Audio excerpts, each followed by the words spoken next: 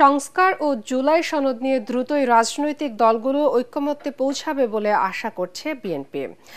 এমন দাবি করে দলটির মহাসচিব মির্জা ফখরুল ইসলাম আলমগীর বলেছেন, ফেব্রুয়ারির মধ্যে জাতীয় নির্বাচন হওয়া নিয়ে কোনো অনিশ্চয়তা নেই। সকালে চেয়ারপারসনের গুলশান কার্যালয়ের সংবাদ সম্মেলনে তিনি আরও বলেন, সংস্কার প্রশ্নে বিএনপি ছাড় দিয়ে ঐকমত্য প্রতিষ্ঠায় সহযোগিতা করলেও নতুন নতুন প্রস্তাব তুলে অচল অবস্থা সৃষ্টি ও কালক্ষেপণ করা হচ্ছে। বিস্তারিত জানাচ্ছেন মইনুল হাসান। বিএনপি সংস্কারের বিরুদ্ধে একটি মহল এমন প্রচারণা চালাচ্ছে অভিযোগ করে সংবাদ সম্মেলনে সংস্কার ইস্যুতে দলের অবস্থান তুলে ধরেন মহাসচিব মির্জা ফখরুল ইসলাম আলমগীর। তিনি বলেন, শুরু থেকেই ৬টি সংস্কার কার্যক্রমে বিএনপি সক্রিয়ভাবে অংশ নিয়েছে এবং ঐকমত্য কমিশনের প্রতিটি বৈঠকে ছাড় দিয়ে হলেও কমিশনের প্রয়াসকে সফল করার চেষ্টা করে যাচ্ছে। নিত্য নতুন এমন সব প্রস্তাব আসছে যেগুলো রাজনীতি, রাষ্ট্র ও সংসদ পরিচালনায় বিপুল প্রভাব ফেলবে। এসব প্রভাব ইতিবাচক হলে অবশ্যই তা জনগণের কাছে গ্রহণযোগ্য হবে, কিন্তু রাষ্ট্রের মালিক জনগণকে সম্পৃক্ত না করে তাদের প্রতিনিধিত্ব কিংবা প্রত্যাশার ক্ষেত্রে বড় কোনো পরিবর্তন করার অধিকার কোনো ব্যক্তি, দল কিংবা কমিশনের আছে কিনা তা বিবেচনায় নিতে হবে। তবে মির্জা ফখরুল এও জানিয়ে দেন, দেশ ও জনগণের স্বার্থের বাইরে গিয়ে কোনো প্রস্তাব মেনে নেয়ার সুযোগ নেই। রাষ্ট্র পরিচালনায় গুরুত্বপূর্ণ কতিপয় প্রতিষ্ঠানকে শক্তিশালী করার নামে জনগণের নির্বাচিত সংসদ, নির্বাচিত সরকার তথা রাষ্ট্র কাঠামোকে দুর্বল ও অকার্য করার কোনো প্রস্তাবের যুক্তিসঙ্গত বিরোধিতা সংস্কারের মূল উদ্দেশ্যের সাথে সঙ্গতিপূর্ণ বলেই আমরা মনে করি। স্বৈরাচার ও ফ্যাসিবাদের পুনরুত্থান রোধে আমরা এই সবচেয়ে সক্রিয়।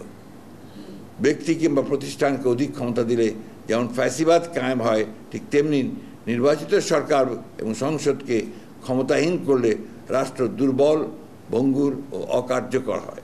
সংখ্যানুপাতিক পদ্ধতিতে জাতীয় নির্বাচনের দাবির সমালোচনা করে বিএনপির নীতি নির্ধারকরা বলেন, এমন দাবি যারা করছেন তারা এখনো দেশবাসী বা রাজনৈতিক দলগুলোর সামনে এর যৌক্তিকতা তুলে ধরতে পারেনি। এটা বিভিন্ন দেশে, পৃথিবীর বিভিন্নভাবে এটা কার্যকর হয়। যারা পিআরের কথা বলতেছেন তারা কিভাবে সেই পিআর বাস্তবায়ন হবে এই ব্যাপারে কোনো কথা বলছেন না।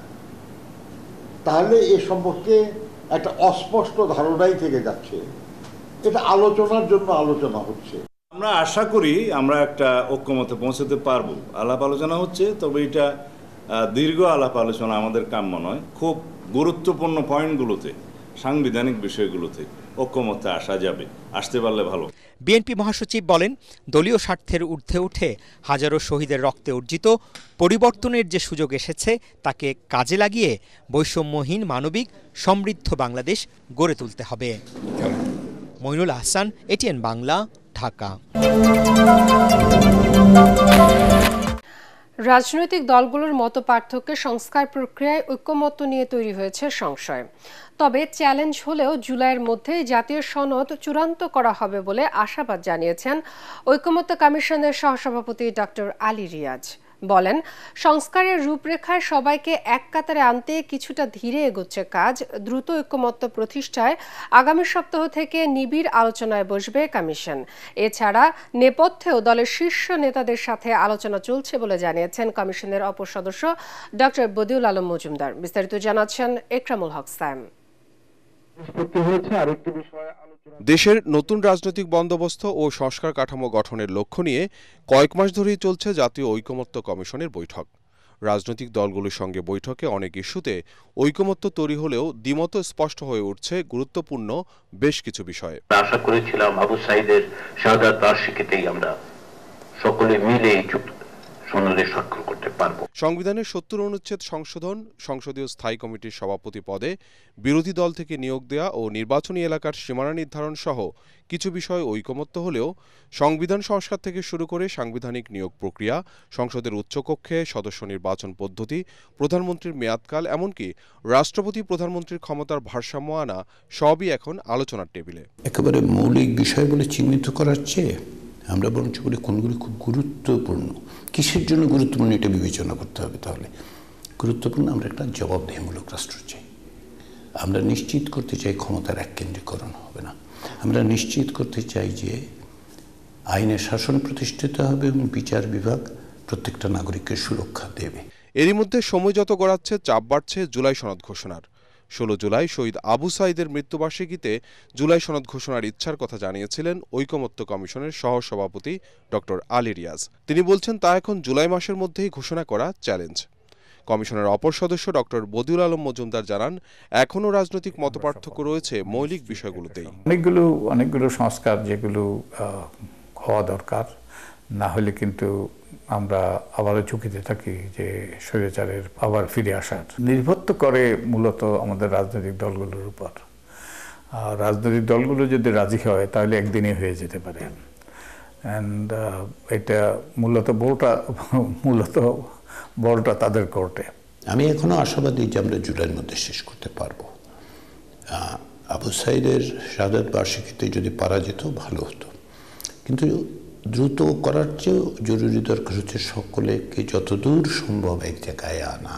দেহে জুলাইতে করাও একটা চ্যালেঞ্জ, কিন্তু আমাদের তো শেষ করতে হবে। তারা বলছেন ঐকমত্য প্রতিষ্ঠায় টানা সংলাপের পাশাপাশি নেপথ্যেও দলগুলোর শীর্ষ নেতাদের সঙ্গে চলছে আলোচনা। নির্ধারিত ইস্যুতে প্রয়োজনে ছাড় দিচ্ছে ঐকমত্য কমিশনও। সংলাপ আনুষ্ঠানিক অনানুষ্ঠানিক, বাইরে যোগাযোগ করাটাও সংলাপেরই অংশ। অনানুষ্ঠানিক ব্যক্তিগতভাবে আলোচনা করা এটা গুরুত্বপূর্ণ। কালকের থেকে যে সপ্তাহ, সেখানে আমরা একদিন বসবো। পরবর্তী দিনগুলোতে দলের সাংগঠনিক এবং অন্যান্য কারণে আমরা বসবো না। তারপরের সপ্তাহ থেকে আমরা খুব ইন্টেন্সিভলি বসতে শুরু করব, যাতে করে খুব দ্রুত আমরা এক জায়গায় আসতে পারি। এ পর্যন্ত 2 ধাপে 54টি অধিবেশনে রাজনৈতিক দলগুলোর সাথে আলোচনায় বসেছে ঐকমত্য কমিশন। সোমবার আবারও সংলাপে বসছে রাজনৈতিক দলগুলো। ইকরামুল হক সায়েম, এটিএন বাংলা, ঢাকা।